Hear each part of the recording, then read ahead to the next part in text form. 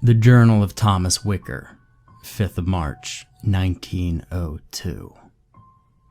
It's been a month since the maid found Father's body, but only a week since my life was profoundly changed.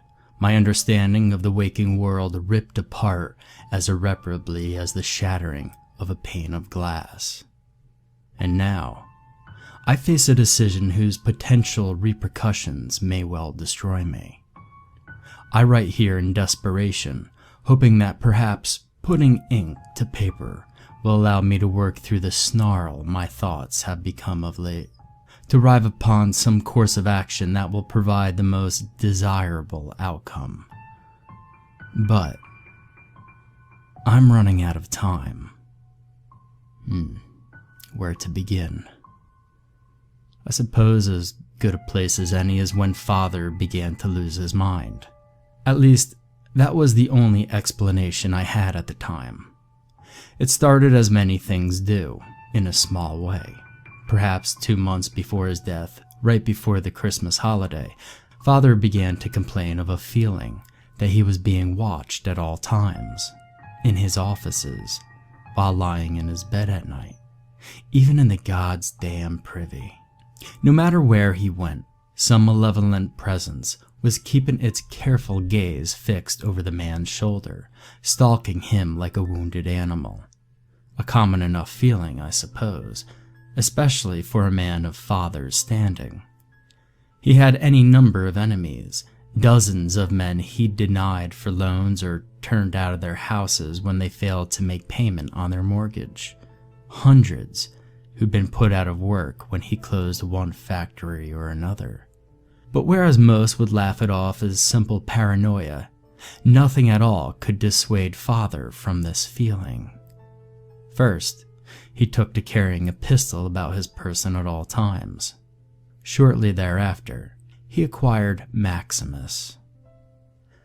To call the beast a dog would be an injustice.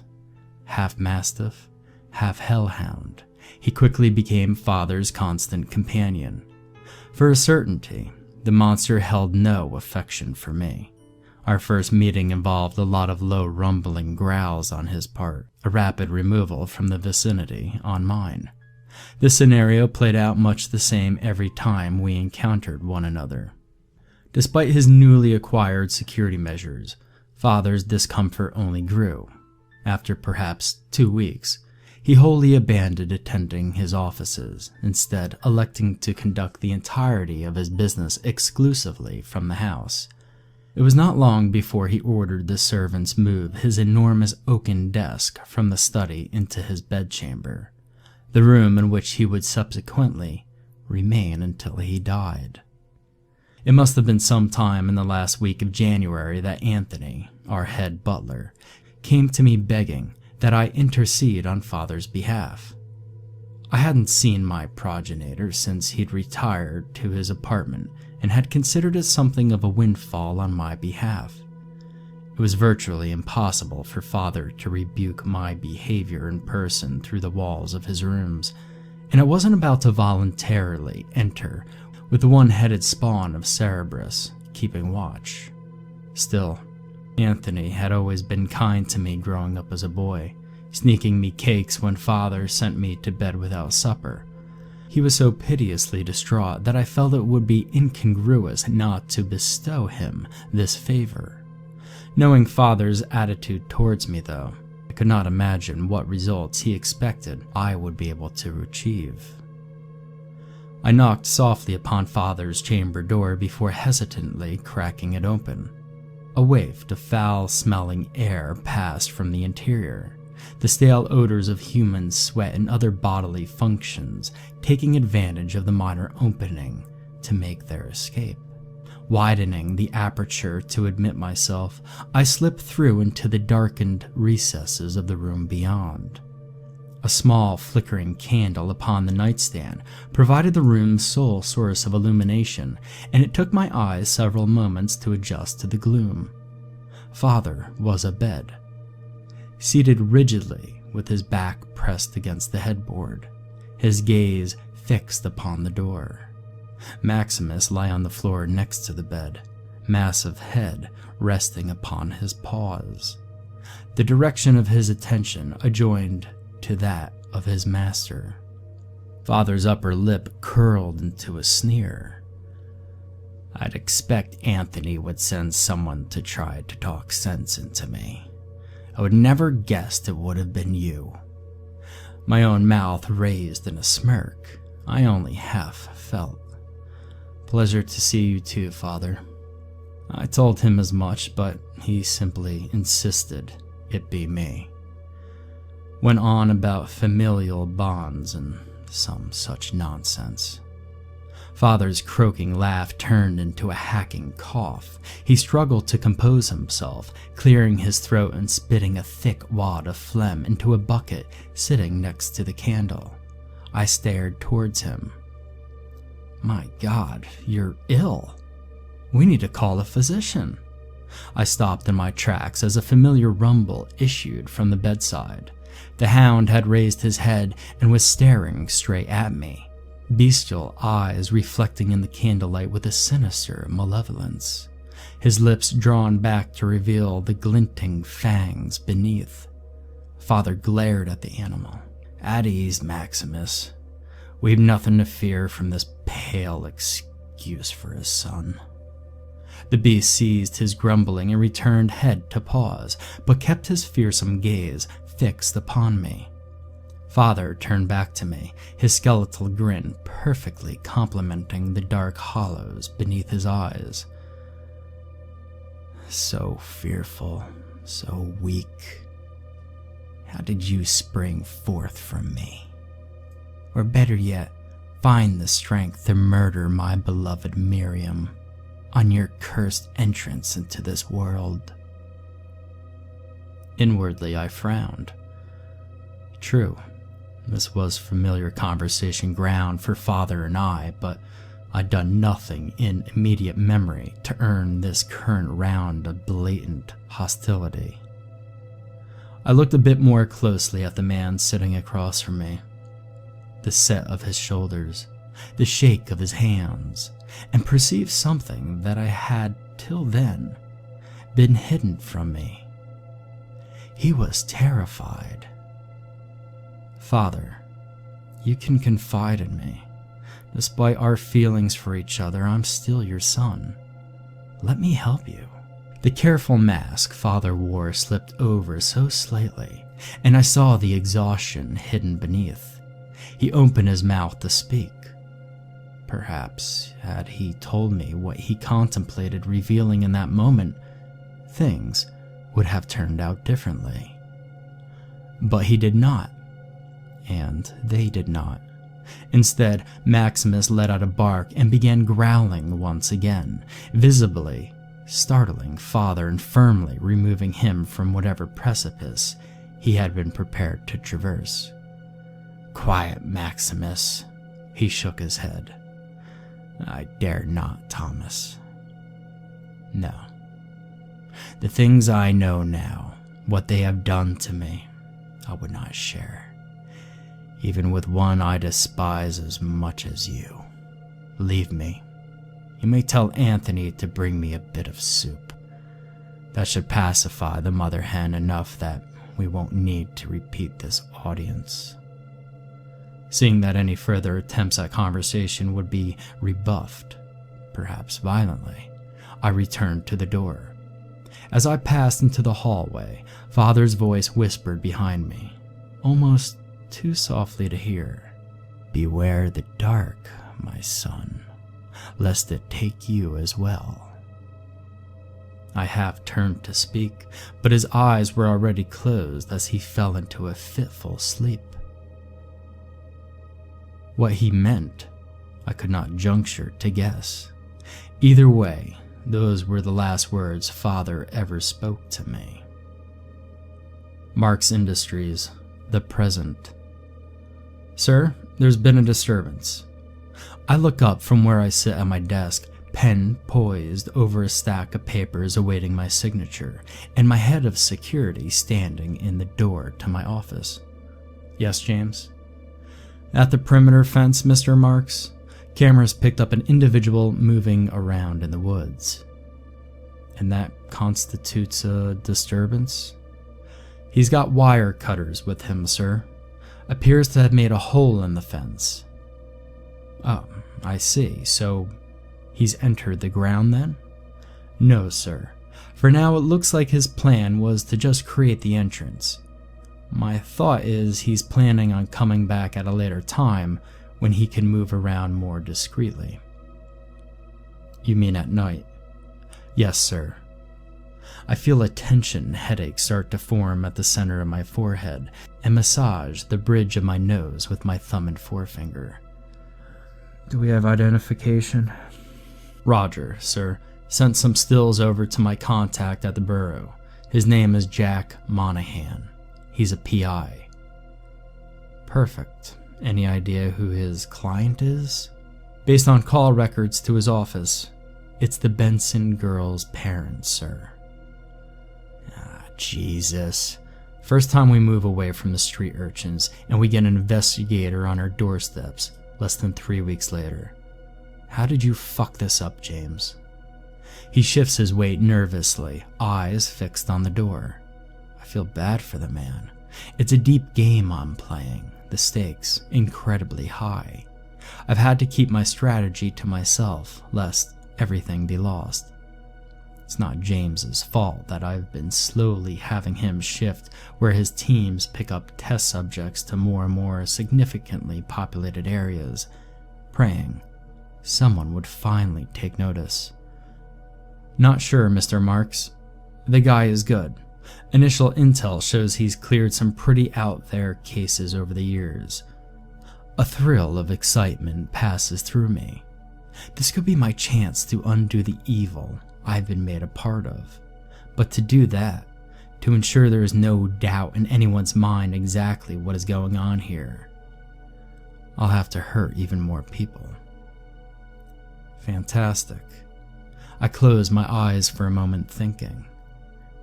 And you believe he'll come back tonight? Best guess, sir. Assuming he doesn't know we saw him make his entrance, he'll want to use it before it has the chance of being discovered. Alright, James. We're going to clean up this mess. It's not going to be nice, and it's not going to be pretty. Just the opposite, but it will be done. Get me the Benson's number and a burner. I'll make the call myself and get them here tonight. Then auto set the cages to release the subjects into Sector 11 once it's dark. Let's say 8 o'clock. And put a call to everyone who's not totally critical on the second and third shifts to take the night off. I'm talking gate guards and no one else on duty. James frowns. But sir, that will let Monahan get into the facility uninhibited. Exactly. I want him here, and I want the test subjects to take care of him. The Bensons too. I'll lead them out to Sector 11 myself. I'll want you out there ahead of us to get a signal fire going to attract them, but no one else knows about this. Are we understood? Are you sure, sir? There are easier ways to disappear someone. I bob my head in acknowledgement. Easier, yes, but not without bringing at least one other person into our trust, or you and I carrying out the deed ourselves, which would open us up to exposure. James nods, a bit reluctantly. Got it, sir. I'll bring you the throwaway and get their number for you. Thank you, James. He leaves and I sit back up in my chair with a sigh, my brain already compiling a list of things that could go wrong with my plan, but I'm running out of time. What are you doing, Mr. Marks? The voice of a man who seemingly melts from the collected shadows in the corner of my office is a deep, rumbling bass and never fails to send a shiver down my spine. I know what he is capable of. Hello, Creed. Been here long? He steps toward me, a giant of a man, almost 7 feet tall, sunlight from the large bay window behind me shining off the bald cap of his skull. A telltale glint in his eyes betrays his inner suspicion. What are you doing? he asks again. Dealing with a problem, one that has found its way to my doorstep while fulfilling my obligations to you and your mistress, I might add. His eyes flash dangerously. Do not presume to blame myself for the all-mother of your failings, Mr. Marks, and please do stop being so intentionally obtuse. I'm not referring to your need to dispose of this detective and the girl's parents, but rather your proposed course of action. I shake my head in exasperation. What do you want me to do then, Creed? Hire a hitman? Gun the Bensons down in their home and this Monahan in his office? There are other ways. You know this. This will work. When the children are done with them, there won't be enough left to find, let alone be identified. Trust me. This elicits a grin from the man, his lips curling back to reveal the unnaturally sharp, white teeth behind them. Trust you, Marks? I stare at him, my gaze resolved. Yes. The way I trusted you when you came to me and told me you could save Rebecca in exchange for Olivia. I'll take care of this myself. You'll see. You and your mistress both.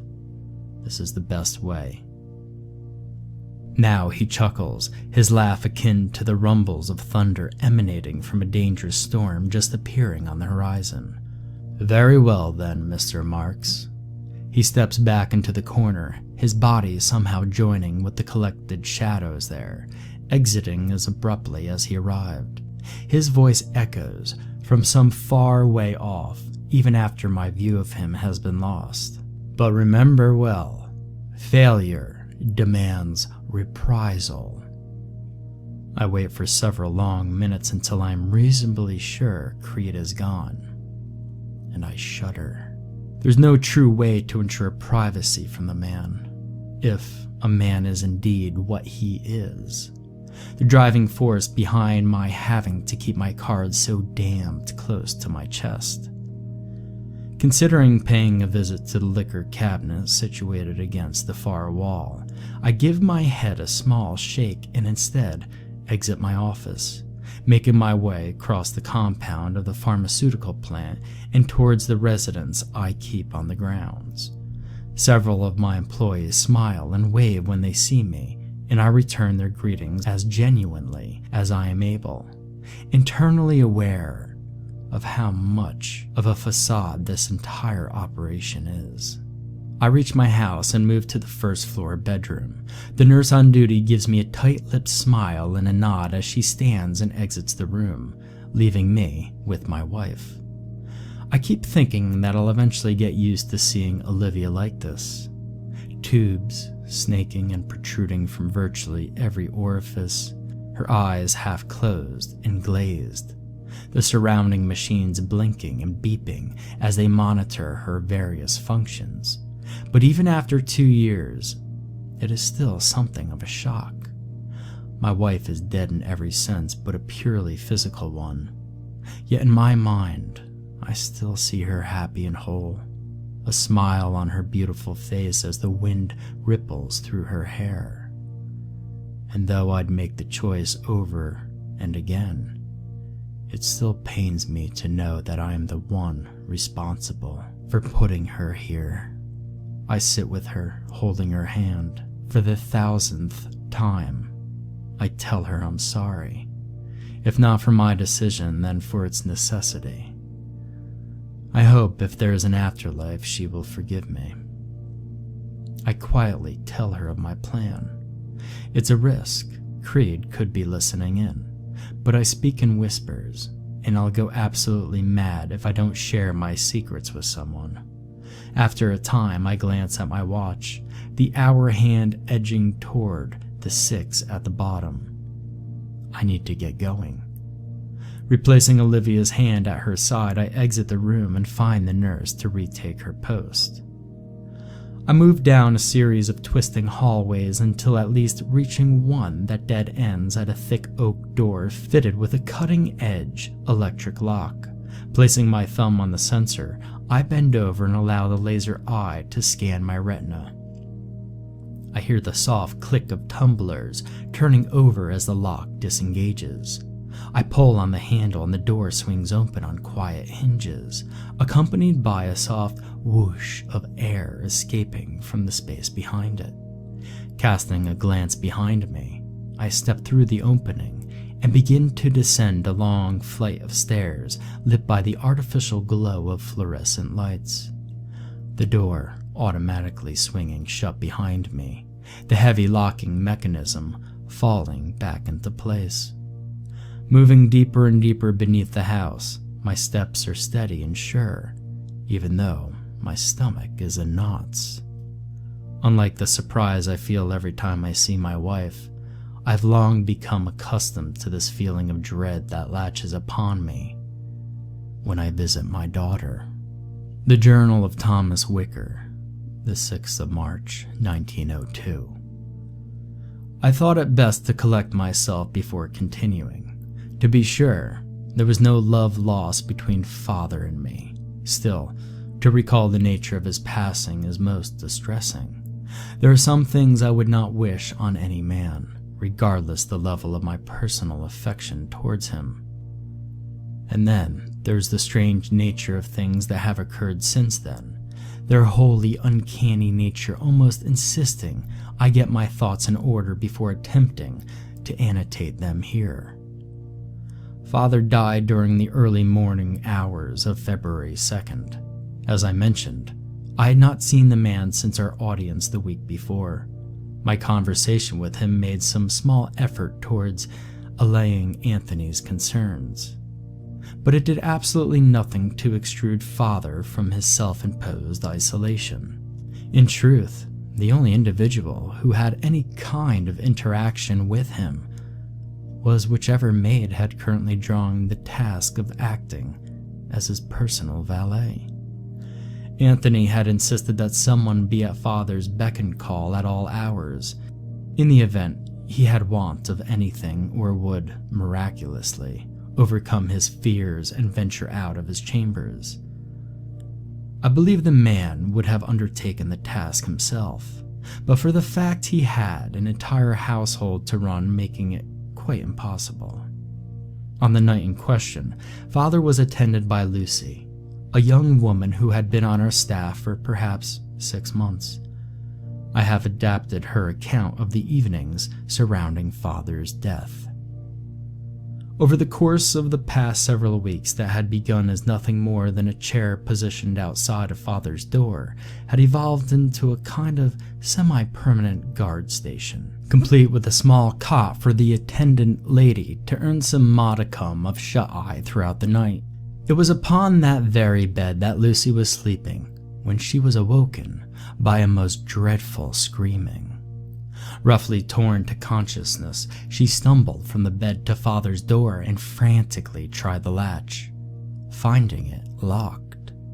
Fully awake, she could discern that the shouting was accompanied by a fierce howling and barking. Maximus apparently locked in mortal combat with person or entity unknown. Weeping from fear, Lucy continued to struggle with the unyielding handle, the screams growing higher in pitch, now accompanied by the wet, ripping noises of the hound mauling some unfortunate individual. The cries of agony became choked as the beast found the soft spot in the hollow of the neck, until the sharp report of a pistol caused all sound to cease. Lucy drew back from the noise of the gunshot. After a moment, the door, heretofore unwilling, creaked gently open of its own accord. With shaking hands, the girl pulled the door further outward. The widening aperture offered a view unto a scene of utter bedlam. Though the only light was still the dim, guttering candle flame from my previous visitation, it was still sufficient to illuminate the mass of carnage occupying the center of the bedroom in the space next to the unlit hearth. Here was Father, his eyes wide and glassy in death, the smell of gunpowder permeating the air from the expended pistol he held clutched in his hand. And weighing down his chest was the enormous bulk of Maximus, awful fangs buried in Father's unprotected throat, an exit wound the size of a man's fist still pumping blood from the beast's torso.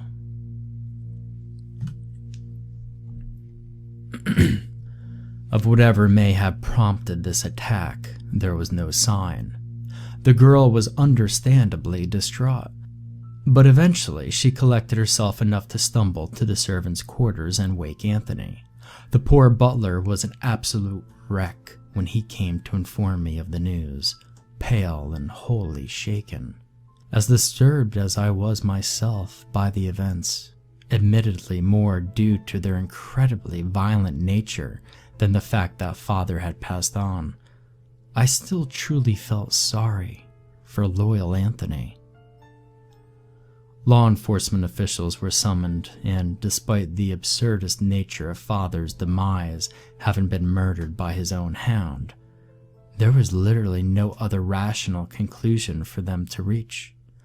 Such was my own interpretation of events, and as such, it would have remained had I never been contacted by the man I know only as Creed.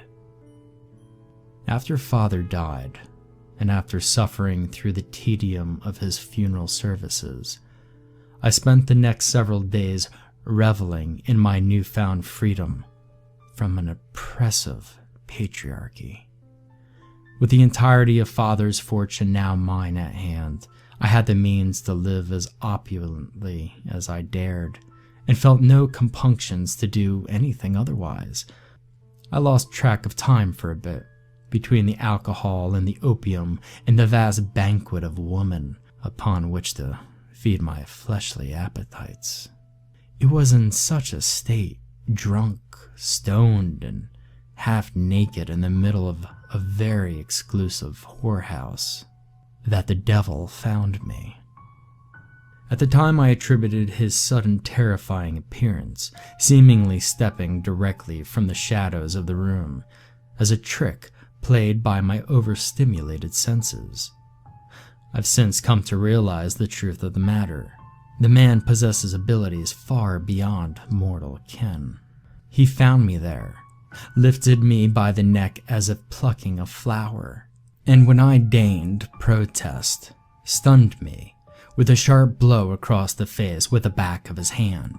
The women around me lay undisturbed through this entire encounter, but whether from their own liberal self-medication or some more nefarious means, I know not.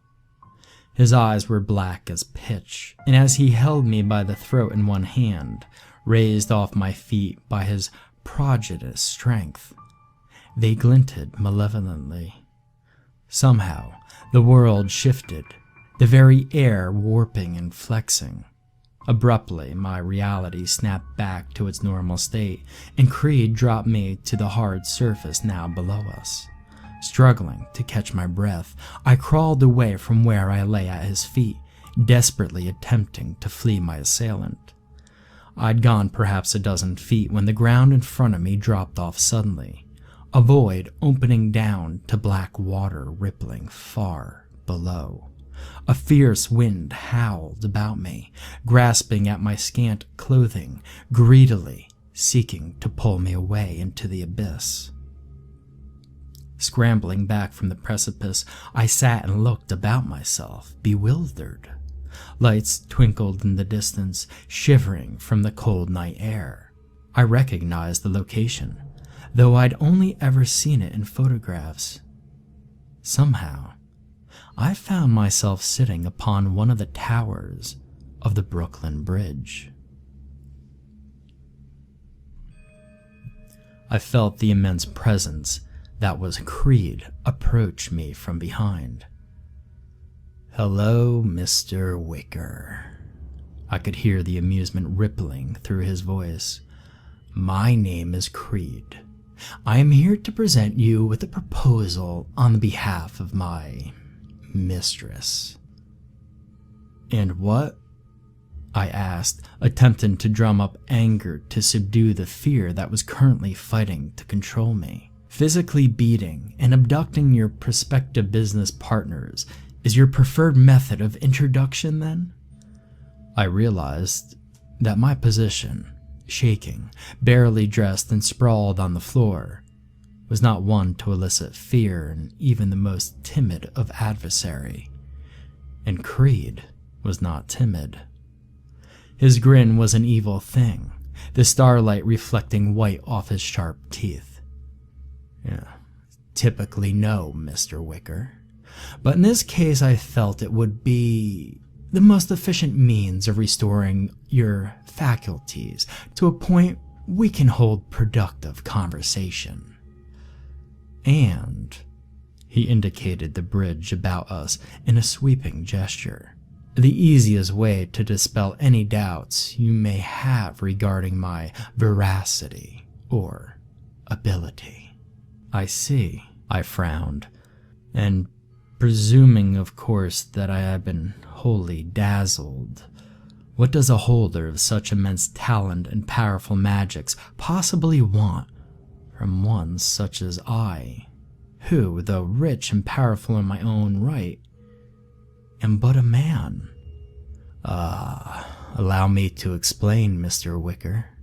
Several generations ago, a bargain was struck between my mistress and your ancestors.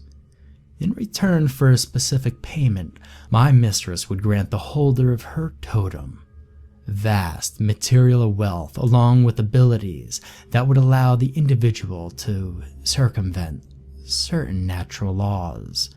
One condition was that the next familial generation be appraised of the agreement upon reaching the age of 23. Your father," Creed practically spat the word, "not only violated the terms by failing to bring you into the fold at the appropriate age, but recently failed to make his due payment. There are harsh penalties for reneging on the contract once bound, but the benefits of holding your end of the bargain are truly magnificent to behold. Since this covenant has been in place for some time now," Creed flashed his sharp smile again, "my mistress bade me present you the option of taking up where your father so unwisely left off. She has generously allowed you 1 week to decide. I will seek your answer then." The man disappeared, the darkness of the night enfolding him like a lover, leaving me half naked and freezing on top of the bridge. Now here I sit, forced into a dilemma by my father's actions. What to choose? The man most obviously had something to do with father's demise, its fantastic nature easily leading even the most skeptical mind to such a conclusion. Do I dare throw in with such a creature, regardless of the animosity that was present between father and myself? Do I dare refuse? His deadline approaches. Scant hours remain before my decision is due. God, what to do? Mark's Industries, the present. The steps, at last, terminate in a long hallway, its stark whiteness further accentuated by the fluorescent lights continuously humming in the ceiling, their artificial illumination granting an antiseptic, hospital-like feel to the enclosure. The hallway is about 10 feet across, the right-hand wall the same colorless hue as the floor. The left wall, however, is actually a series of windows, each looking into a room measuring exactly 15 feet by 15 feet. I know this because they were built precisely to my specifications. The hall extending the length of a football field, my destination lies at the end. I pass one window after another, keeping my head and eyes straight ahead, consciously ignoring the jagged motions I could just make out in my periphery. Glass almost a foot thick, dulling the horrific sounds and screams from within the cells. As it does every time, a small voice somewhere inside poses a question to me. Why do you do this?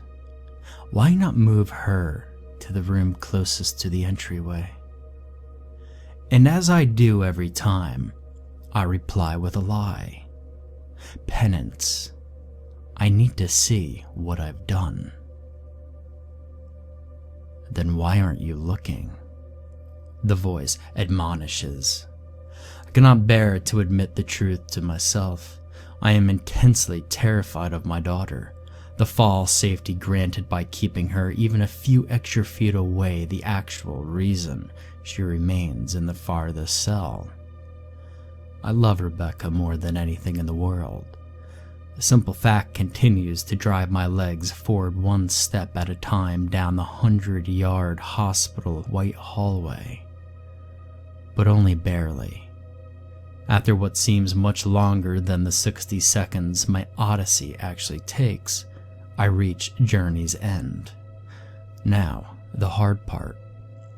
I turn, at last allowing my attention to shift away from the empty space immediately in front of me, and instead through the thick window now standing before me, and into the cell beyond.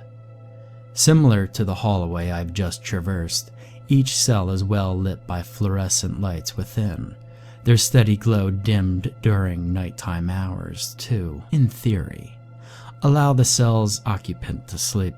Of course, they are never shut off completely, allowing for easier visual observation. Besides, I'm certain none of the subjects sleep. And yet, through some trick of my eyes, the interior of the room I currently observe is somehow shadow-steeped, as if the man-made light from the fixtures above was being consumed by a living, vociferous darkness. Other than this strange optical illusion, the cell itself is relatively unremarkable, containing basic pieces of furniture and painted in pastels that some psychologist once determined would serve as a mental touchstone to foster calm and tranquility. The far wall is covered with what can easily be recognized as a child's drawings, the bright colors and contrasts used to accomplish them standing out on the white paper despite the unnatural dimness of the room. Upon a more thorough inspection, as I now give them, one observes that the nature of those artistic expressions are not those typically found in a 7-year-old's body of work. They cover a wide variety of subjects, from dense jungles to strange caves and everything in between. But it is the grotesque focus of the drawings that are particularly off-putting. Several catch my eye. The first depicts a house surrounded by a dark fence. Despite the crudeness of the artist's rendition, something about the structure possesses an almost malevolent character, as if it were a predator that has insidiously disguised itself and lies waiting in ambush. The uppermost window of the house, where an attic would be, has shattered outward, the man who apparently hurtled through it now impaled upon the wickedly sharp spikes topping the fence. Red crayon has been liberally applied to illustrate the blood spurting from his wounds. The outline of another figure appears to be watching the entire affair from a second-story window of the house. The young artist only chose to accentuate one detail of this second character: its eyes, colored the same shade of red as the dying man's blood. A second drawing is of the sea, the waves drawn as a child would, with a series of spiky blue scribbles. But from the deep arises an enormous sea serpent, a leviathan that dwarfs the tiny ships brushed aside from its glistening blue and green coils. Its enormous mouth, full of double and triple rows of sharp fangs, is shown open wide, as though it means to consume the world. The creature is the kind of thing often shown on old nautical charts, where, "Here there be monsters." But something about this simple depiction gives me a feeling of apprehension that none of those ancient maps ever could. I imagine it's the same sort of chill a person would ascribe to someone having walked over their grave. As grotesque as these first drawings are, I have seen them before. It is the third that literally takes my breath away. It is new since my last visit. Much of the paper has been scribbled over black to show the emptiness of space, only broken by a few lonely stars twinkling far off in the distance. The main focus of the picture involves a circular platform somehow suspended within the void. At one end of the platform is a raised dais, an altar resting on top of it. A tiny figure, a child perhaps, lies prone upon the altar, colored yellow with small squiggles emanating from it, suggesting a quality of faint luminescence. On the dais steps are two figures, one with its arms raised in fervent prayer, the other cowering where he kneels close to the other's feet. Above the ensemble, considering the offering upon the altar, is the barest hint of an enormous form, a humanoid thing, its maw elongated like that of a wolf, and terrible to behold. The entire scene is given a unique view, as if the observer were standing on the opposite end of the platform from the dais. The first-person perspective is partially blocked on either side by two dark gray pillars, a pair of arms, chained at the wrists. The manacles attached to ringlets driven into the columns are depicted in the foreground as though the observer is being held captive and forced to watch the obscene rite about to take place. I know exactly what the scene depicts. It's where I sold my soul, and my wife's, to save my daughter's life. Rebecca is upon the altar. Creed is the priest, and I the trembling wretch. And the prisoner? She wasn't there yet. My voice almost a whisper. The acolytes didn't bring Olivia until after the creature was absorbed into Creed. I know, Rebecca answers. But I like to think of it better this way, don't you? With an effort, I pull my attention away from the drawing and focus on my daughter perched on the end of her bed.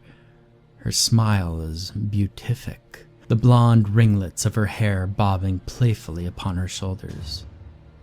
Hi, Daddy. I considered the child before me, ever the appearance of a whole, healthy 7-year-old. Unless you look into her eyes. Those are much older. Hello, Rebecca. How are you feeling today? Great as ever, but bored. Her legs swing impatiently. Mr. Creed says I'm going to have some fun tonight. I hesitate for a moment. He's been to see you? Her grin is infectious. Of course, Daddy. Mr. Creed is my best friend. He comes to me and talks to me all the time. He says you're going to have some people come over for me to play with later. I sigh. Not you, darling. The other children. I want to save you for something special. Her lip is a pout. But Daddy, she whines. I try to be firm. Not this time, Rebecca. Later. Inside the cell, Rebecca has risen to her feet. Her face is scrunched in anger, her hands clenched into tiny fists. That's not fair, Abruptly, the air in the hallway takes on a charged feel, as if a bolt of lightning were about to strike where I'm standing. Rebecca's eyes have turned completely red, glowing like embers fresh from the forge. The shadows that had previously been only hinted at in the room begin to coalesce around her, swirling and forming into a shape not unlike the beast depicted in the drawing. My mind works furiously. "It's a surprise," I managed to blurt out. Just as suddenly, everything snaps back to normal. The shadows return to their normal, unnatural state within the cell, and Rebecca falls back onto the bed with a laugh. "I love surprises," she giggles. "Besides, it's not that big of a deal.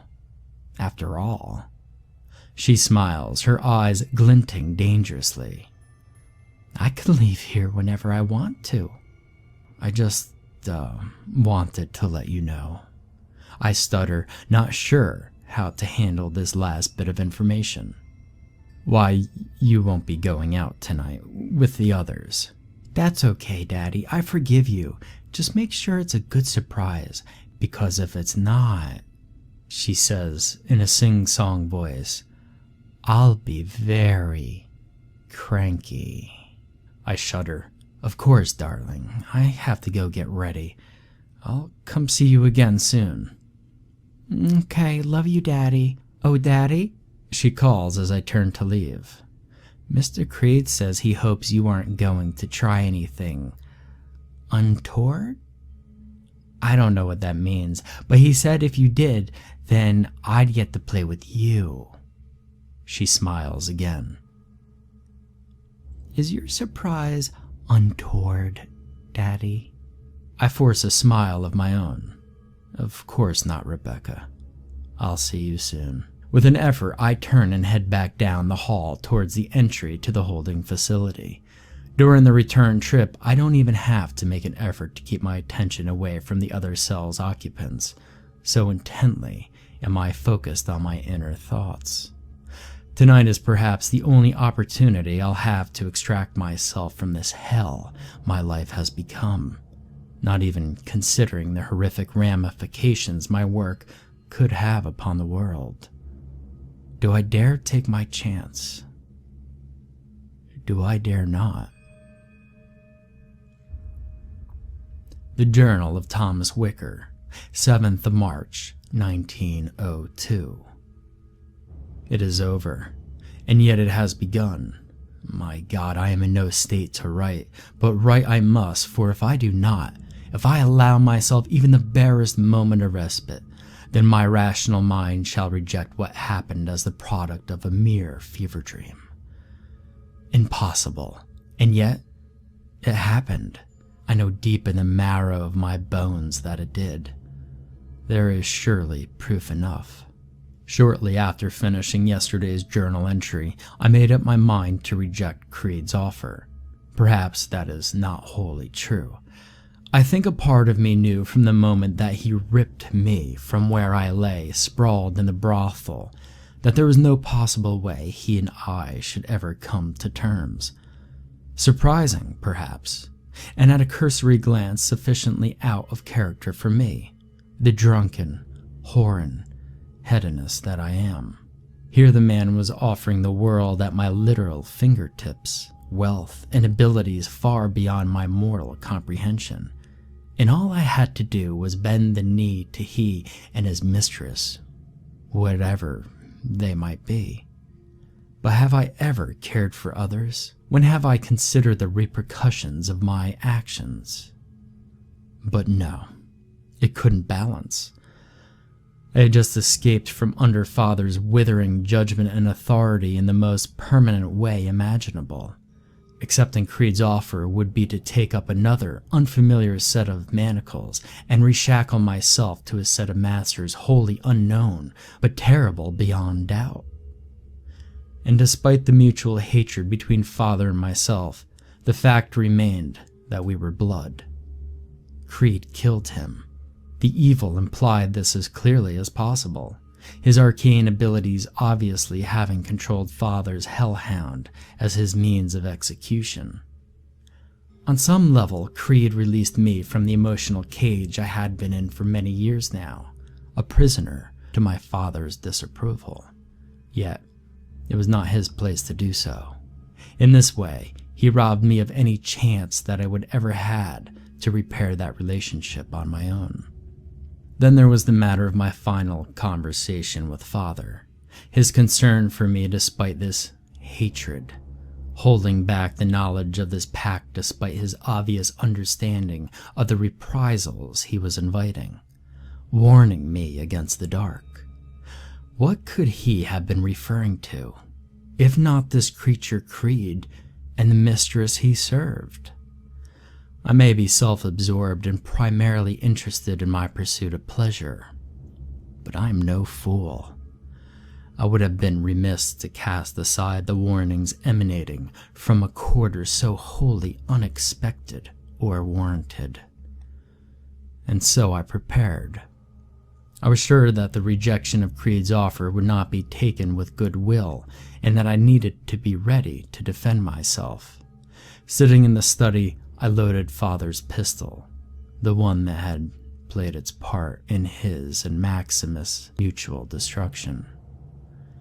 The workings of firearms is not unknown to me. It was an ancient dueling pistol, a 10-inch flintlock, and had been in my family for many years. I had no assurances such a weapon would even harm a being of Creed's nature. But what other choice did I have? A physical altercation was obviously out of the question, his stature more than capable of manhandling me without taking his unnatural abilities into account. Accordingly, I removed the ball and, taking a sharp knife, with some effort, carved a rough cross into the projectile. I'm not a man of faith by any means, though recent events give me cause to reconsider that position. But desperation is a remarkable catalyst for innovation. Upon further consideration, I placed the bullet in my pocket and took a short walk to St. Peter's Cathedral. I had not entered the church in many years, since I'd been a boy, really, but reasoned that as I would have no chance of correcting any missteps, I may as well take as many precautions as possible. High, Gothic arches sweeping above me, the enormous stained glass windows, dark with night fully set in. The place of worship was wholly abandoned, save for one woman in the front pew, eyes closed in concentration, her fervent prayer only occasionally interrupted by a hacking, phlegm-riddled cough. Not wanting to disturb her, I quietly moved to the rear of the cathedral where my destination lay. The still pool of blessed water, quiet and undisturbed, surface clear as glass. Slipping the bullet into my hand, I dipped it into the water, and, because it felt right, made the sign of the cross over it before returning the cold metal to my pocket. Preparing to leave for home, I paused, noting the bank of vigil candles softly burning unattended near the side of the vestibule. After a moment's hesitation, I slipped a $100 bill into the collection box before using a match to give flame to one of the unlit candles. I dropped to my knees then, but rather than entreating a higher power, I thought of Father, how he had been in my youth, before his intense disappointment and hatred had completely come between us. In a flash of insight, I realized that at least a portion of this enmity must have come from the weight of the pact he had chosen to bear. I asked him, wherever he was, to give me the strength to do what he had been unable. I returned home, brushed aside dear Anthony, who tried to engage me as I came through the door, and proceeded to return my newly consecrated bullet to its ready position in the barrel of the pistol. I sat down in a high-backed chair near the cold fireplace in Father's room, mere feet from where my progenitor met his demise, my firearm resting close to one hand, a glass of good brandy at the other, and waited for the appointed hour. Time seemed to seize its passage, the ticking of the clock in the far corner dragging out so that a year could span with a single second. I thought about the events leading up to this moment and wondered, not for the first time, on Creed's comment that Father had failed to make his due payment. What could it possibly have been? "Have you made a decision, Mr. Wicker?" The words startled me, emanating from the corner of the room as Creed stepped away from the shadows gathered there. I swallowed hard. "Indeed, I have elected to accept your proposal." "You have? Creed's eyes flicked to where the firearm rested next to me, the ghost of a smile on his face. "Are you sure?" I opened my mouth to continue, but he cut me off. "Because the casual observer seeing your actions earlier this evening would not reach such a conclusion. In fact, one might think you were considering something." His eyes grew hard, duplicitous. I was found out.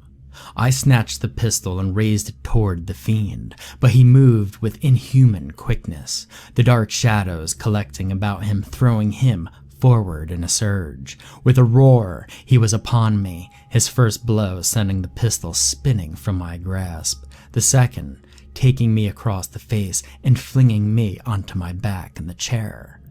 Spots erupted before my eyes, first at the strike of his hand, and again when my head bounced against the ground.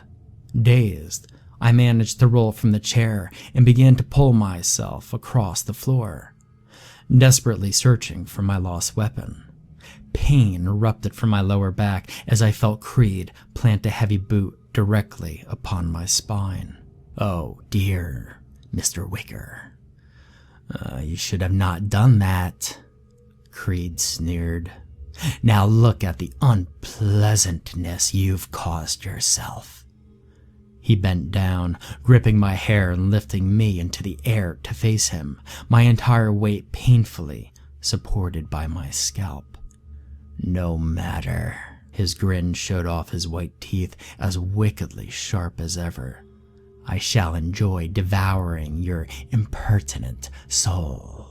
"Thomas?" His voice was quiet and unbelieving where Anthony stood in the door. With a snarl, Creed turned to my unfortunate butler and threw up an arm towards him. Ropey tendrils of darkness flew across the room, enveloping dear Anthony and bodily wanking him off his feet towards us. Almost casually, Creed tossed me away like a child's rag doll. I struck against the far wall and fell to the floor in a heap. With a considerable effort, I managed to raise my head to observe the unfolding scene. Anthony was held in midair, obviously struggling but unable to move, suspended by the same dark limbs that had pulled him into the room. With an overwhelming tenderness, Creed gently pressed his hand against my butler's cheek before extending the first 2 fingers of his right hand. He drove them through the man's eyes. Anthony let loose a horrific screech, his body twitching convulsively. By some means far removed from my realm of comprehension, the darkness formed itself about my servant, clinging like a second skin, and beginning at his feet, began to eat away at his body. Anthony's choking screams grew higher in pitch as the darkness devoured him bit by bit. Whatever metaphysical slurry it dissolved him into was directly pumped into the fiend Creed, through his fingernails still lodged in my poor butler's eye sockets. The devil's head cast back and eyes closed in a picture of ecstasy. Shaking my head to try to clear it, I managed to tear my attention away from Anthony's demise. Fortune smiled as my eyes fell upon the pistol laying on the floor. I scrabbled on hands and knees, snatching it into my hand and heaving myself into a standing position. "Creed!" I screamed, pointing the gun at him. "Release him, monster!" He turned to me, eyes black as the darkness, still entombing all that remained of my butler. The only light about him, the white glint of his tooth-filled smile. "Mr. Wicker," he grinned, his voice rumbling like a distant storm. "Do you really think your weapon will have any effect on me?" "I don't know," I shrugged and pulled the trigger. The round struck true, the ball blowing off the top half of Creed's bald skull. His grin finally fled his face, lips forming into a small O of surprise, before a flood of living darkness erupted from where the crown of his head used to be, an explosion that enveloped the entire room and everything in it. My world turned black, and in that moment, it ceased to be my world. Marks Industries, the present. "Monahan's on the compound, Mr. Marks." James' voice comes in clearly through the earbud I am wearing. He is currently sitting in the compound security office monitoring the various observation cameras situated around the perimeter. "Thank you, James," I responded in the small microphone secured to the cuff of my sleeve. "You set charges to remote start the signal fire?" "Yes, sir, and rather than auto-set the cages as we discussed, I thought it would be better to have you tell me when to release them manually, since you're having me hang back here. It's safer anyway." I suppose so. For me, at least. Just be careful. The children are extremely dangerous. Do not take them lightly. "Don't have to tell me twice, sir. I've seen what they can do." "Oh, the hunting platform is set up in a tree on the southwest corner of the clearing." "Copy. Southwest corner. Alright, I'm taking the Bensons out now. Give me 10 minutes and then ignite the fire. Another 10 and hit the cages." "Roger, sir. Good luck." "I'll need it," I murmur to myself as I press a button on the side of my wristwatch to start the timer. I gently take hold of Olivia's hand at her side and sit quietly for a few moments. The soft beeps of the machines all that break the heavy silence. There's a good chance I won't survive the evening and wanted to spend a few moments with my wife, should this be the last opportunity I have. But now, my time's up. With a sigh, I heave to my feet, bend and kiss Olivia gently on the forehead before turning and exiting the room. I proceed to the foyer to meet Chase and Molly, the desperate parents of June Benson. I force what I hope is a winning smile on my face. "Mr. and Mrs. Benson, I'm so pleased you were able to make it." The pair sit huddled together on a bench just inside the front door. "I apologize for the delay, but some urgent business came up. I couldn't very well tell them that I had to keep them waiting until, hopefully, Monahan would arrive." Creed's suspicions and Rebecca's earlier comments had me running scared. So, rather than insist the Bensons tell no one of their plans as I'd originally intended, I instead ordered them to inform Mr. Monahan his services were no longer required. I calculated this would serve as proof I could use to show Creed I had reconsidered my actions, and that I would, as suggested, summarily deal with the detective in a more traditional manner. The reality was, I preyed Monahan's sense of honor, knowing that children's lives were at stake, would force him to continue his investigation as planned, despite the Bensons' dismissal. If he didn't, I would miss my chance at extracting myself from my personal hell, but at least I would be able to extend my own life for a little while longer. I had been hopeful he'd show, though. This last was perhaps grasping at straws, but when straws are all one has at hand, you must make do. And so far it seems to be paying off. Chase stands up. The man is of middling height, slender build, thinning blonde hair, and nothing to speak of physically. Still, I have to give him credit. He makes an admirable effort to confront me with a good measure of resolve. More urgent than missing our daughter, Mr. Marks? Inwardly, I grimace, praying it doesn't show through my grin. Of course not, Mr. Benson. May I call you Chase? Well, I suppose. Then, of course not, Chase. In fact, it was very much relevant to your daughter. I was speaking to an associate of mine to ensure we would be able to conduct your reunion this evening. You know how these things go. Paperwork. Well, I can't say that I do, Mr. Marks. On the phone you said it had something to do with a new disease. Yes, very contagious. Mutated form of the bird flu. Your daughter was taken into quarantine at the school. I truly do apologize we were unable to inform you of the situation, but I'm under some rather strict non-disclosure protocols from the federal government. They want to keep everything quiet to avoid a general panic. We'll have some forms for you and your lovely wife to sign before you return home this evening. I agree it's a beastly practice. Having a daughter myself, I can't imagine what you've been going through these past few weeks. But I hope you'll agree that public safety is of the paramount importance. But she's fine now? We've achieved some miracles here at Marks Pharmaceuticals. I don a heavy winter jacket and pick up a large industrial flashlight. Moving to the front door, the Bensons follow me outside. When can we see her, Mr. Marks? Oh, presently, my dear Chase.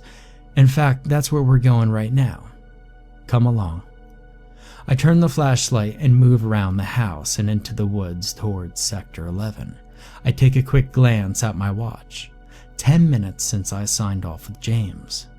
Damn, I shouldn't have lingered so long with Olivia. I need to hurry. I pick up the pace, continuing to answer the questions Chase is peppering me with. I answer almost on autopilot, my focus elsewhere. If I go too slowly, James will release the children and they'll beat me to the clearing, attracted by the fire. That would be disastrous. However, if I move too quickly, not only will my unwitting guest likely suspect something is amiss, more than they already must, but I'll risk losing Monahan, who I can only hope is now tailing our little party. The sound of the occasional branch breaking behind me lets me know that he is. I can only imagine the thoughts going through his head as I move deeper into the woods. Whatever does he think seeing the Bensons with me, having just been relieved by them earlier this evening? My whole plan hinges on Monahan. I hope he is capable, as James' intelligence has led me to believe. I need him to see what is going on here, clearly, so that there could be no possible explanation he can arrive at other than the absolute truth. I need him to use the full weight of his influence to ensure the appropriate authorities press to investigate the plant. It's the only way I could possibly extricate myself from this mess, my life, if not my freedom, while still possibly retaining the few bare scraps of soul that I have left. A soft, otherworldly moan echoes through the woods, chilling me to the bone. Christ, I check my watch. 20 minutes. The children are out of their cages. Through the trees ahead, I could see the fire burning merrily, and it's all I can do to keep from running to it. At last, after seeming eternity, we reach the clearing. I take a quick look around, confirming that we are alone. Excellent. I look at my watch. 28 minutes. Despite myself, I've managed to time this almost perfectly. brush breaking in the woods around me, the sounds growing steadily louder. Soft moans of animalistic hunger carried gently between the empty branches.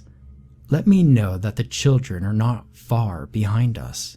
Frantically, I search for the hunting platform James set up earlier. Chase has been growing more agitated the farther we go into the woods. "What's the meaning of this, Marks? You said you were taking us to see our daughter." The breaking brush, the terrible moans, are practically deafening. How do they not hear it? And where is the damned platform? "And so I have, Chase. So I have. She'll be here shortly." There, southwest corner, just like James said, adrenaline pumping through my body, I moved towards it. The fire, you see. We found it draws them. At the edge of the clearing, a small, pale figure, a little girl, stumbles against the tree. Through some irony of fate, it would appear June Benson will be the first of my children to greet her parents. With surprising ease, I hoist myself into the hunting platform. Fear does marvelous things to one's physical capabilities. Ah, here she is now. Whatever confusion the Bensons might be experiencing from my actions is mitigated by the sight of their daughter, lost to them now for more than 3 weeks. So too dismissed are the facts. She is clothed in rags rather than any kind of hospital garment, that her harsh, jerking motions almost carry her into the fire as she moves towards her parents, and the presence of a dried, crusty redness collecting around her mouth. "Oh my God, baby!" Rushing to embrace her child, they're the first words Molly Benson has spoken since I met her in the entrance of my home.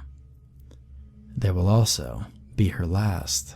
The thing with the appearance of a little girl growls, and in a sudden motion sinks her teeth deep into the soft flesh of Molly's neck.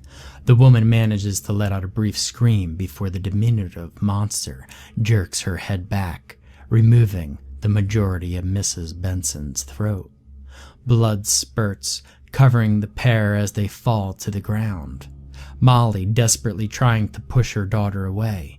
June continuing to snap and rip at the wound with her teeth, swallowing chunks of flesh whole. Chase runs to his wife, but when he tries to pull June away from the mortally wounded woman, she turns and bites 2 of his fingers clean off. He stands there, staring, dumbfounded at the stumps of his missing fingers, unaware of the dozen other pale forms slowly moving into the clearing behind him. Molly has grown quiet now. Her struggle ceased, her bloodless face and glassy eyes protesting silently as June continues to eat. I force my attention to the side of the clearing in the direction we arrived. At the far edge of the sphere of firelight, I can just make out Monahan, partially concealed behind a tree, his stealth forgotten in the shock of the moment. A look of unbelievable horror upon his face. He turns and runs as the other children pull Chase to the ground in a frenzy, his screams echoing throughout the surrounding forest as he is devoured alive. Hunkering down in the tree stand, my hand absent-mindedly moves to my pocket, my fingers running over the small white figure of a woman I carry there. Creed gave me the talisman the night I first met him, the night when I agreed to sell Olivia for the sake of our daughter. I have kept it since to remind me exactly what kind of a man, what kind of a monster that I am. But now, I allow myself the barest glimmer of hope. Against all odds, my plan is succeeding. Perhaps I can regain my soul after all. That hope is soon dashed. Monahan hasn't been gone 3 minutes before Creed strides into the firelight, dragging the detective's senseless body by the collar of his coat and dumping him unceremoniously next to the fire. "I believe you misplaced something, Mr. Marks." The children, still picking over their meal, raise their heads to the intruder and hiss. But Creed almost nonchalantly makes a sweeping motion with his hand, causing the creatures to cringe before silently retreating back into the dark of the surrounding underbrush. Glaring after them, Creed turns and begins shucking the detective's clothes off. I pensively watch a patch of trees the children disappeared into before carefully climbing out of the stand and moving to join Creed. He's a pretty thing. He pulls an enormous revolver out of Monahan's shoulder holster and tosses it to me, soon followed by a box of shells from the detective's pocket.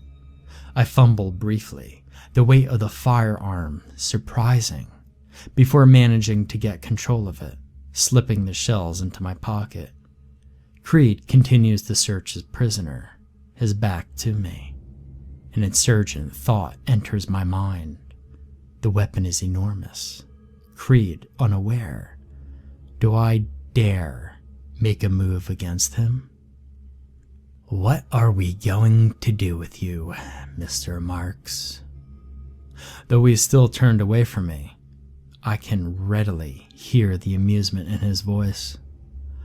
"Our whole endeavor would have been forfeit had our intrepid investigator been left to roam free. Fortunate for you, I decided to observe the proceedings." Creed has stripped Monahan down to an undershirt and boxer shorts.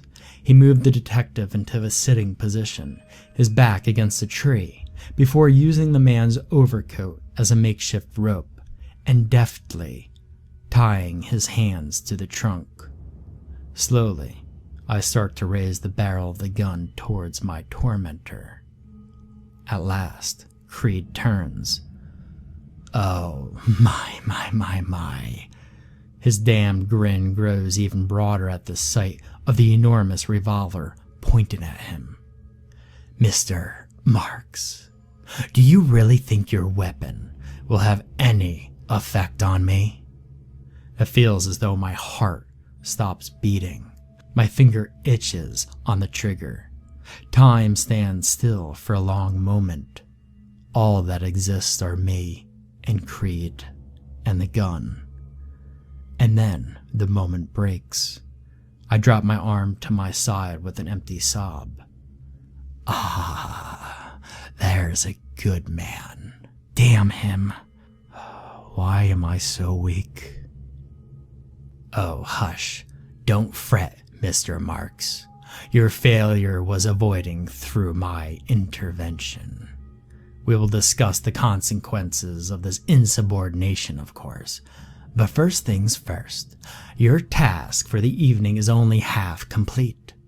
He indicates the 2 steaming piles of flesh and bone that are all that remain of Chase and Molly Benson. Return to your home after dealing with Mr. Monahan. We will discuss matters further. And remember, he steps into the shadows on the outskirts of the clearing and performs his disappearing trick. I am always watching. His voice fading into the darkness of the night. I am left in the clearing, the fire continuing to burn merrily behind me. I look at the gun, and I slip the barrel into my mouth. I cannot pull the trigger. I scream in frustration, my cry echoing into the empty winter sky. The moon stares down at me, amused at my impotent rage. I'm a pet rat on a wheel, and I know it. Monahan stirs to my front as I could just begin to make out the sounds of snapping underbrush cautiously moving closer. I shake my head to clear it, mind racing. No. I will find a way to be free of these monsters. I'm too terrified to move against Creed directly. and too weak to take my own life. But there must be a way.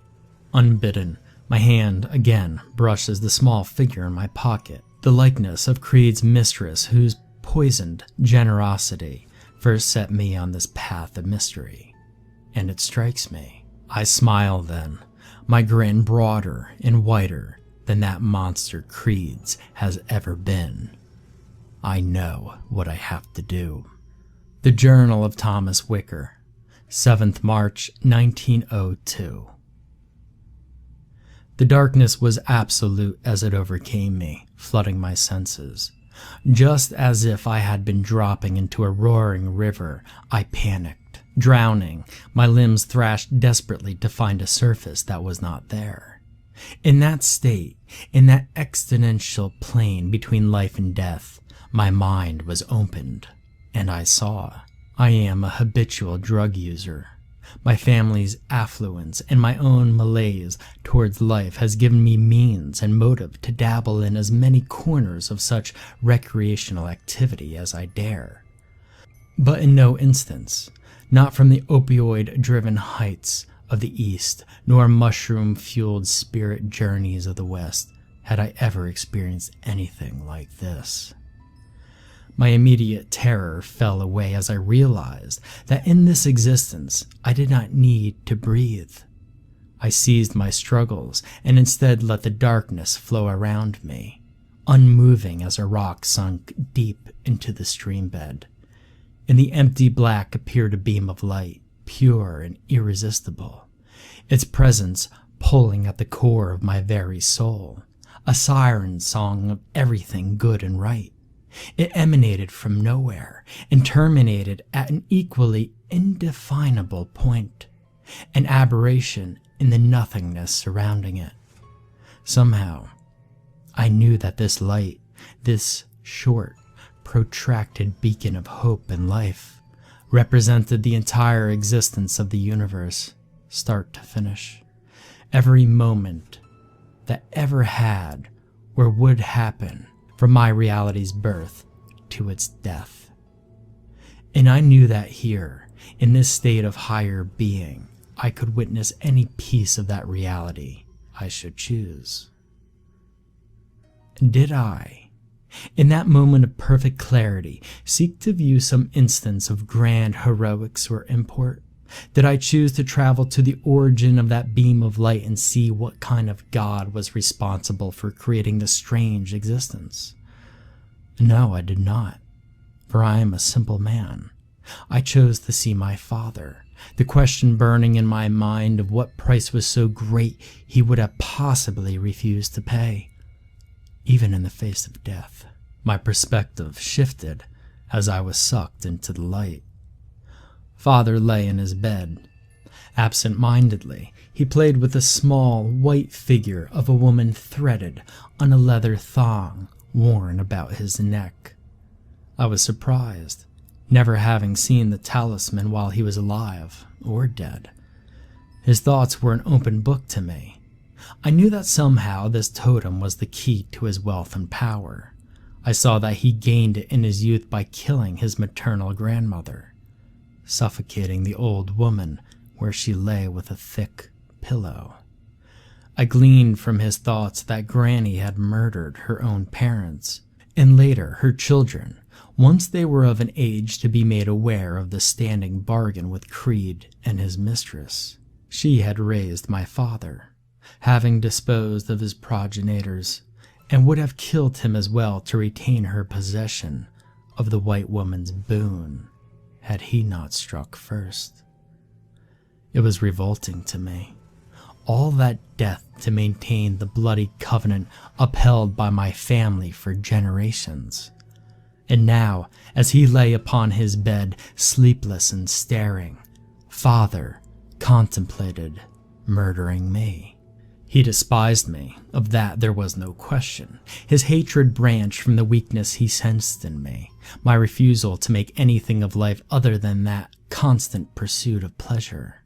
My being, my very existence, was the very antithesis of everything he held to be true. Father could have killed me. Within the letter of the woman's law, he could have told me the terms and simply shot me as I stood dumbfounded and questioning the epiphany he had just thrust upon my world. It would have been that easy. And yet, he hesitated. Father hated me, but because of who I was, not who I had been or who I might someday become. His thoughts turned to when I was born, the joy of the new life he held in his hands, all that fought back the crushing despair of losing his beloved wife as she struggled to give birth to me. I saw his hope that someday I would grow into a man he was proud to call his son, one worthy to carry on his name and legacy. But I was not that man.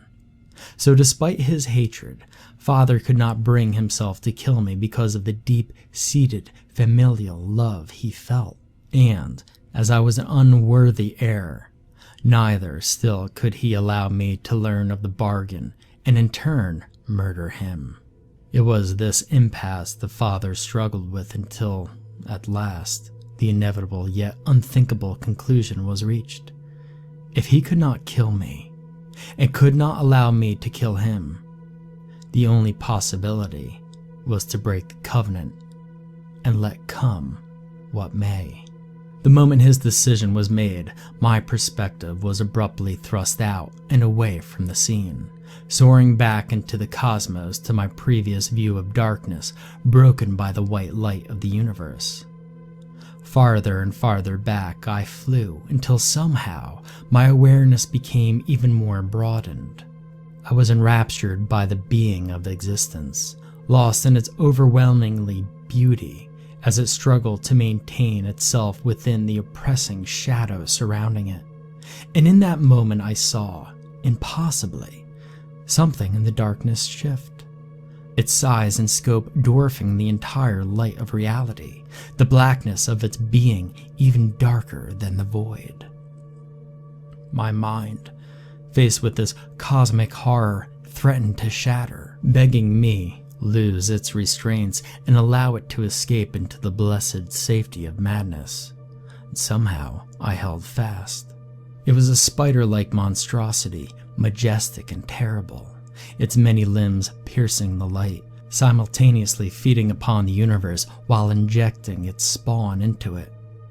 I realized that this was the woman, whatever she may be, the totem my father held a beauty lie she sold to the unwitting to aid her in her endeavors. Her avatar that allowed her to walk in the realm of men without breaking their sanity. The creature she birthed were stains upon the purity of existence, their purpose to prepare reality as a more savory meal for their mother, spreading her darkness through hatred and fear. As I watched, it appeared reality was somehow fighting back.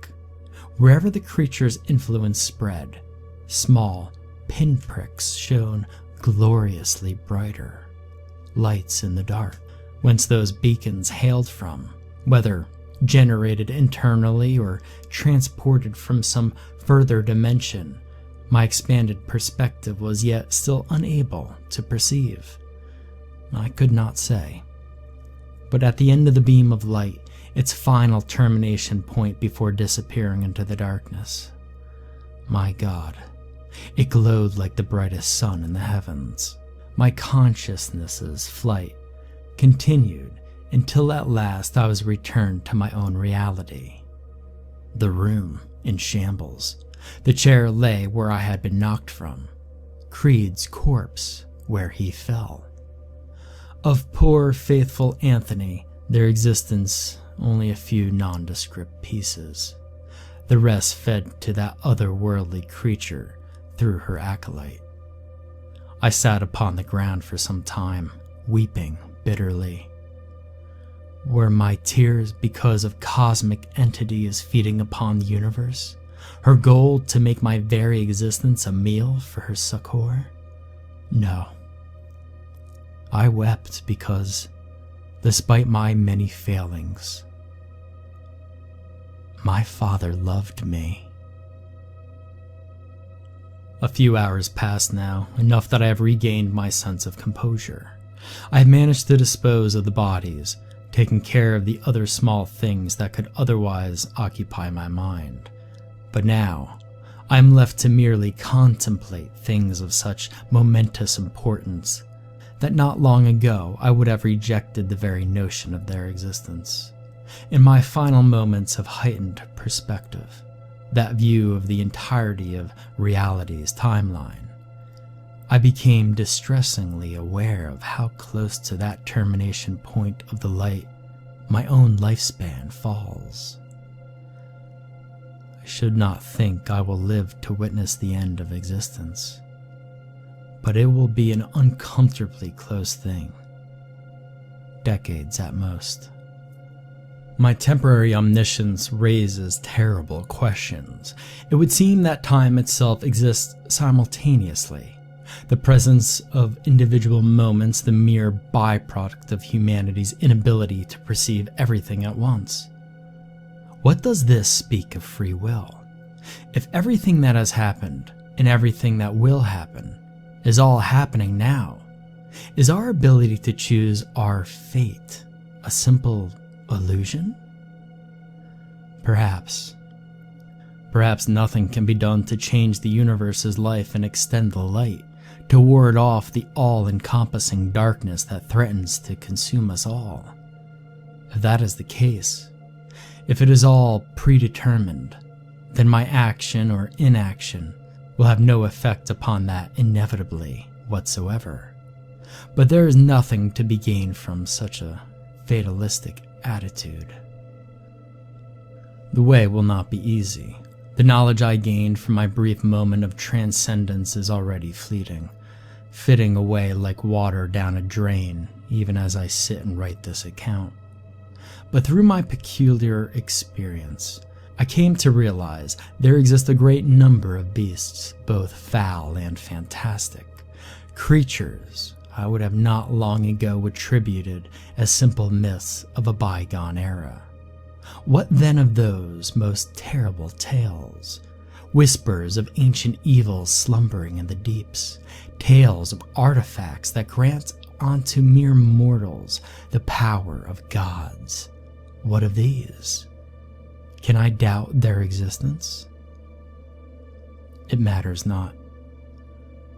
I must believe the key lies with the woman, the means by which she exists and interacts within this plane of reality.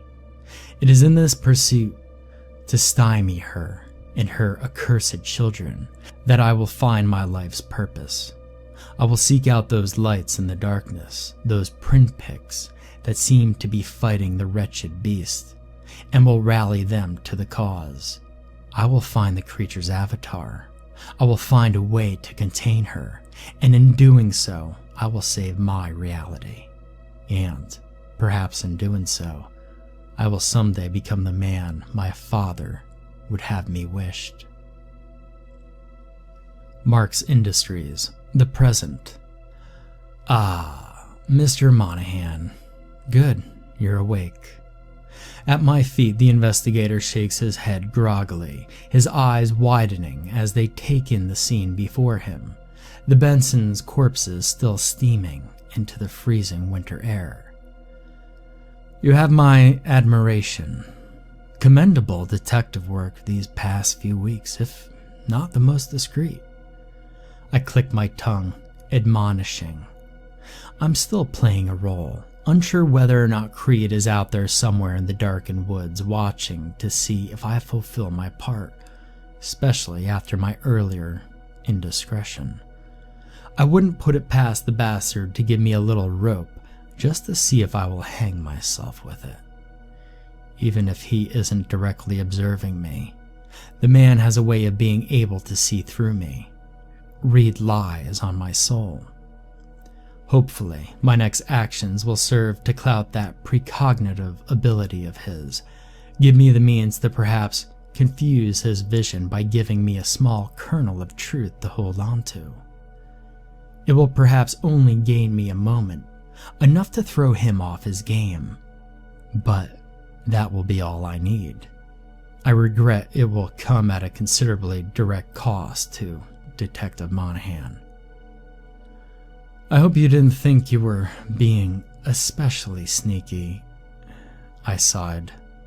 Still, it would have gone easier for you if you would have just taken the hint when I had the Bensons let you go.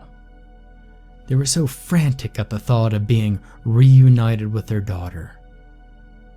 They were fully prepared to do any little thing I asked. But here we are.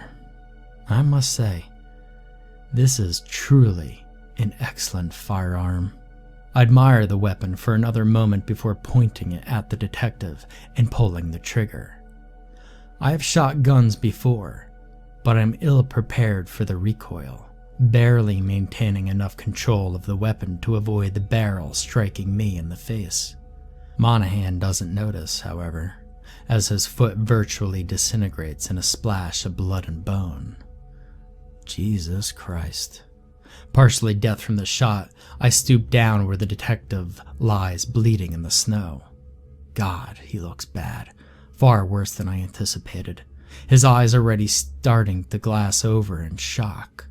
Everything movies portray about flesh wounds is hideously wrong. I pray luck is on his side, the only conceivable way this plan is going to work. Must be going, old chap. I'll tell you to simply walk away from this, but you've squandered that opportunity already, and, well, it'd be quite impossible now for a multitude of reasons. I incline my head towards the man's destroyed foot. However, as I've confessed my admiration, I've decided to give you a sporting chance. There's a very realistic possibility you'll bleed out before the children get hungry again. Good luck. With that, I walk out of the clearing and into the darkened woods. My mental alibi having been established, it's time to commence with the tricky part, all the while hoping Creed is not watching. If he is, I am well and truly finished. Concealing myself behind a tree, I remove a bullet from the box Creed had retrieved from Monahan and replace the expended round in the cylinder. The revolver is a high capacity holding 8 shots. Unfortunately, there are 10 of my demonic children in the woods tonight. I waited, hurtled behind the tree, the winter cold seeping in and causing me to shiver. Where are those blasted children? If the creatures don't come and take the bait soon, Monahan is going to bleed out and everything is going to be for naught. Finally, after a seeming eternity, the first small pale shape at last re-enters the clearing, closely followed by several more. I don't know what trick used to disperse them, but I wish I knew it myself. No matter. Focus. Just focus. I see Monahan feebly try to move away from the first tentative touch of the hands that begin to furtively explore the offering left to them. Still alive, detective? Excellent. Hold on a bit longer. 6 of the children have entered the clearing. It is time to begin, before they start to eat. Moving from behind the tree, I step rapidly toward the clearing. Having learned from my previous mistake, I hold the giant gun with 2 hands. I'm upon the children before they realize I am there. So distracted are they by the detective bleeding in the snow. One child has straddled Monahan and is about to sink its teeth into his neck. I point the gun at it and pull the trigger, breathing out a prayer that my aim is true. The monster's head explodes into a fine red mist. Startled by the unsuspected noise, the others turn their attention to me, but I'm already moving. The recoil is remarkably easier to control with a second hand on the grip, and I rapidly transition my aim to the next child, then the next. In the space of 3 long breaths, 4 of the children are lying bleeding and broken in the clearing, fist-sized chunks having been removed from their limbs and torsos. My 5th shot misses, and the 6th. The 2 children remaining in the clearing stumble toward me as I fight to breathe through my panic and reestablish my aim. I fire again, and one of them drops to the ground, the bullet passing through its torso and taking a section of spine with it. I turn as the last child lunges at me, managing to get the barrel swung around just in time, the round bursting through the back of the diminutive monster's skull and spattering its brains onto the clearing floor. No time to waste. I snap the cylinder open and dump out the expended shells, fumbling to feed new rounds into the chamber from the box in my pocket. A few bullets spill to the ground, but I manage to get 6 loaded before 3 more shapes stumble through the trees and into my line of sight. My first shot wings the lead child monster, but my second shot takes it in the chest, knocking it off its feet. The third misses completely, but my 4th and 5th bullets strike true, dispatching the 2 remaining children in short order. I make a quick count of the twitching figures strewn about the clearing. 9 down. A sharp pain flashes through my left calf as June Benson bites into it. I gasp, falling to the ground. The child begins to pull herself up on me, snarling and biting before latching her jaws into my thigh. Panicked and screaming, I strike her in the face with the barrel of the revolver, her nose bursting in a cloud of blood.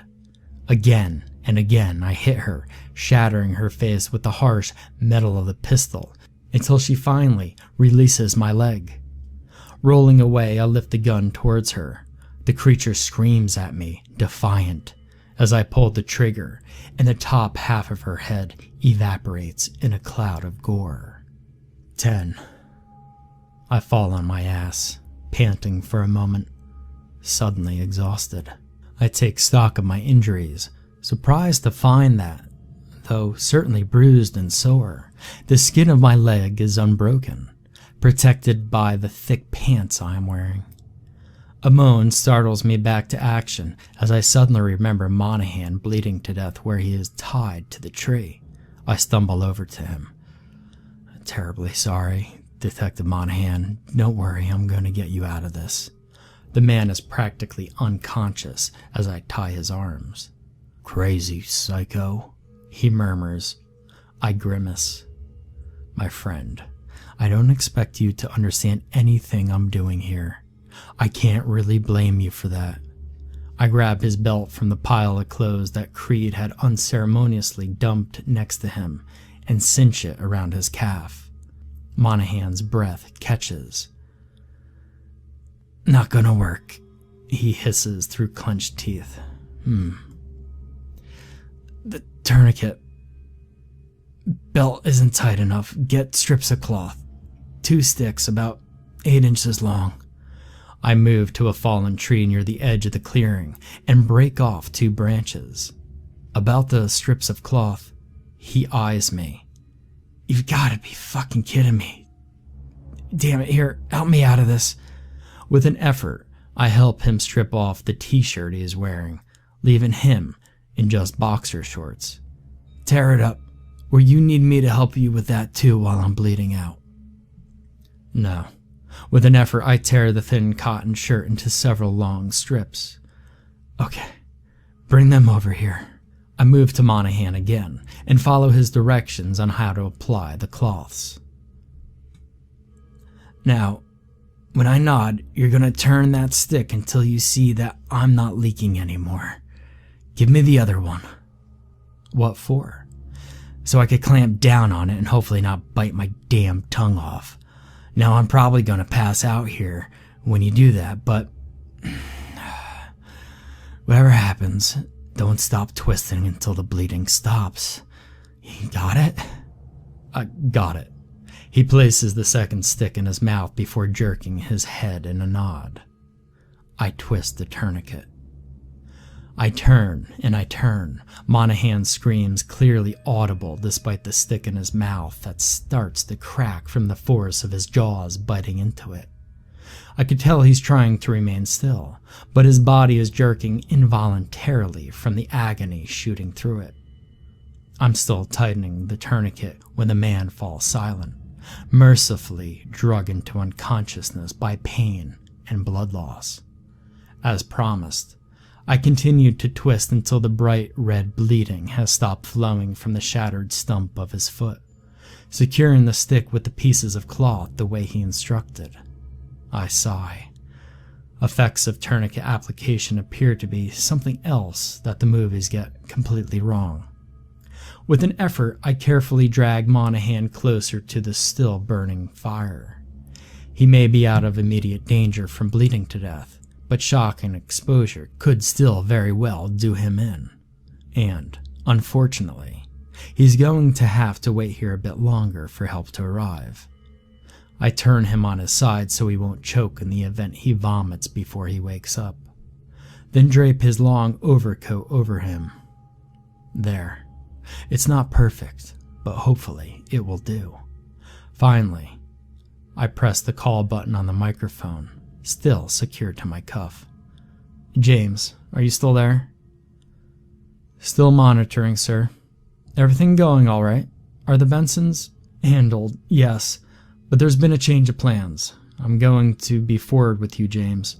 You're aware of the man I've been dealing with for the last several years, no doubt. Large individual, bald. Yes, sir. You'd mentioned we might see him on the feeds, but not to interfere with anything he was doing. Yes. James? I always thought it was a little odd, sir. Never quite sat right, but you're the boss, so I never wanted to say anything. I could hear the embarrassment in his voice. It's all right, James. It's all right. I didn't want to drag you into this, but now I feel that I must. The man is a Russian spy. He's been blackmailing me, and tonight I'm ending it. Sir, what do you need me to do? I could get a team together in 20 minutes. No. No one else gets involved. I'll need your help with 2 more things yet tonight. Currently, Detective Monaghan is critically injured and unconscious here in the clearing where you set up the bonfire earlier. Retrieve him and ensure he gets medical care. Sir, but I thought part of the change of plans, James. We're scrapping the operation and I need him alive. Yes, sir, Mr. Marks. We're moving out there now. What about the, children? They're not a concern, James. Before you do leave, there's one other item I'll require your assistance with. Tell me, how many more of those explosive initiators do we have? I stay with Monaghan as I wait for my security chief, watching the man's shallow breathing where he lays in the snow, all the while expecting Creed to step out of the surrounding shadows and find me out. Part of me hopes he does. At that point, the game will be well and truly over. Soon now, it will be either way. At least I can establish one thing. Despite his claims, Creed is not omnipotent, lest he would never allow me to proceed this far along my plan. After about 40 minutes, I hear the motor of a vehicle close by, soon followed by a beam of light bouncing through the woods. James walks into the clearing carrying a flashlight similar to my own. I've got an SUV over on one of the fire breaks, sir. I'll take him to... He trails off when as he processes the carnage, the blown apart pieces of the children littering the ground. My God, sir. It's really over then. I nod. Yes, James. One way or another, it well and truly is. Do you need assistance getting Mr. Monaghan to the vehicle? He sizes the detective up. No, sir, I've got it. Need a workout anyway. Fair enough. Please inform the attending doctor this patient has been shot in the right foot and that a tourniquet has been applied to the corresponding limb. Got it, Mr. Marks. You sure you don't need anything else? No, James. The rest is my cross to bear. Oh. He hands me a small box, like a garage door opener. The detonator, sir. It's all wired? As you asked, sir. Simple enough. I appreciate you not asking questions. Not my place, sir." "All right, then." I grasp his shoulder. "Thank you, James, for everything." He smiles sadly. "Thank you, sir. See you down the line." He wrestles Monahan into a fireman's carry, and after taking a moment to find his balance, begins carrying the unconscious detective to the waiting vehicle. "No, James, I don't expect you will." The walk back through the woods takes the same 20 minutes or so that it took me to reach the clearing, but seems to go by much faster now that I'm not working against the deadline. I spend the time thinking about how things had been before Rebecca's diagnosis, back when Olivia was still awake and happy, before my deal with the devil. It all seems a lifetime ago. I enter the house, remove my heavy winter jacket and boots, placing them in the hall closet. I move to Olivia's room where the attendant nurse is on duty, as always. I'd like to sit with my wife, alone. I won't be needing your services for the rest of the night. "Sir, if something should happen, then I expect there will be little you would be able to do for her. Please, I insist. Go home." "But go home." I take up my familiar position next to Olivia as the nurse picks up her few belongings and heads for the door. Her footsteps fade down the hallway, and I presently hear the sound of the front door opening and closing again. Everything is quiet, save for the constant, repetitive beeping of the machines keeping my wife alive. All of the staff dismissed by James in preparation for tonight's earlier endeavors. God, somehow, more than 2 years later, 2 years of eating through a tube, of shitting into diapers and wasting away. Somehow, Olivia is still the most lovely, beautiful woman I have ever known. Perhaps an hour passes before Creed silently appears in the doorway. I'm only mildly surprised to see Rebecca following him. "Good evening, Mr. Marks. I trust you settled our affairs with Mr. Monahan?" "I shot him and left him to bleed in the snow, or be eaten by the children, whichever came first, if that's what you mean." He frowns. "There is something... no matter. It will be revealed presently." "Oh?" I'm slumped in my chair, the picture of a defeated man. "Yes, my dear Marks. As I told you earlier, we would be discussing the repercussions for your earlier impertinence. Your daughter has graciously volunteered to assist me in doling out the discipline." "My daughter?" I intend my laugh to be a chuckle, but it comes out a little too wild. "Creed, my daughter died more than 2 years ago. Whatever that thing you have with you there, that's not Rebecca. It's a monster." There, his eyes widen slightly. I've surprised him. I smile as I see it hit him. That moment he becomes aware that the normal repetitive noises of Olivia's machines has been replaced by a single, steady beep. "Mommy?" The voice of that thing that looks like Rebecca is quiet, almost a whisper. "Marks," Creed hisses through clenched teeth. "What have you done?" Something I should have done a long time ago. "Rebecca." I turn to the child monster. "If you're in there somewhere, sweetie, I'm sorry.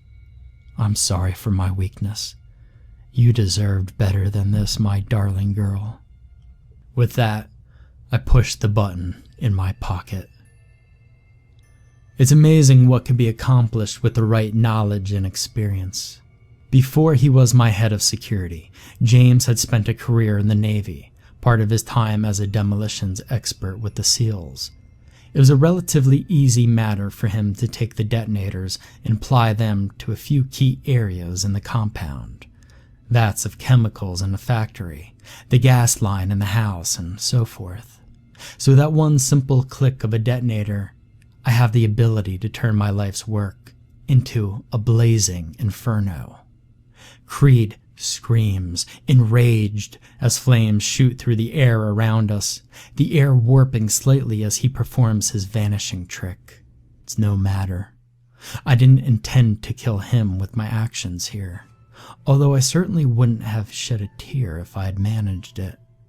Rebecca begins to distort unnaturally, as if something wearing her skin is fighting to break its way free, her eyes having turned a bright crimson as she screeches in fury. "I'm sorry," I whisper as the transformation reaches its completion. Instead of my 7-year-old, before me stands an 8-foot-tall creature, its essence as black as the void. Eyes, pools of burning scarlet as hot as the flames, crackled around us.